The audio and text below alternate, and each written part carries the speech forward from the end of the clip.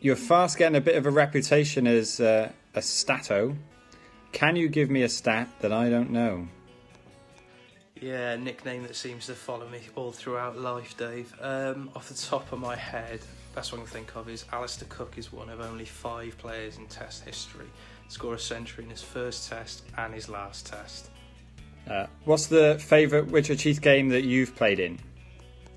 Yeah, it's a toss-up between 2 games, Dave. The first would be Tredegar at home, and the second would be a game for the seconds away at Chepstow. I'm going to go for the Chepstow game as my second team debut, and they hadn't lost at home in over 2 years. We batted first, only posted about 132, I think it was. Nervy little run chase, and in the end we won by 2 runs, and the last wicket was a direct hit from a substitute fielder, Tom Carey, after Bish had pulled his hamstring.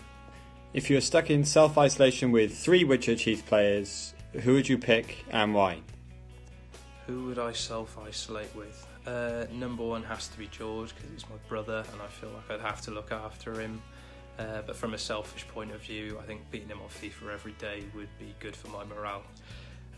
My second one would be Harry Sewell, because I feel like if we gave him enough pints we could have a good bit of live music in the front room.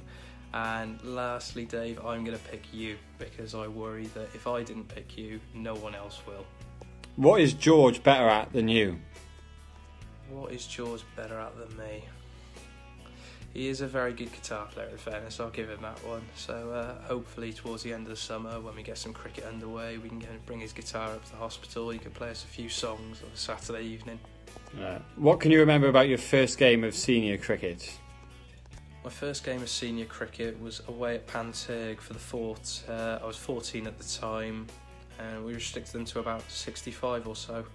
It was going so well. At one point, Foss even threw me the ball and sort of said, "See what you can do." At the last couple of wickets, I think I took 1 for 3 off 4 overs or something. I don't think I've had figures that economical since.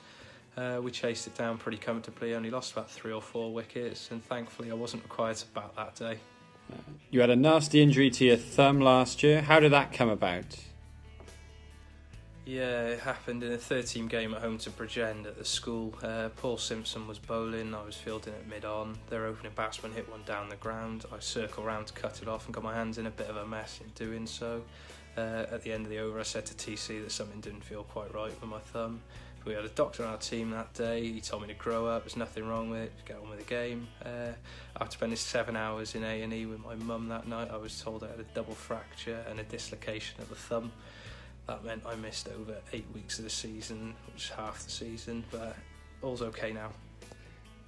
Obviously you're a big Cardiff City fan. Where's the most obscure place you've travelled to see Cardiff City play?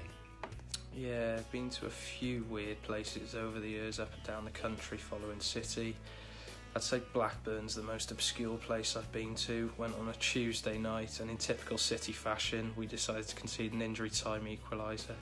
So that made for a very long coach journey home.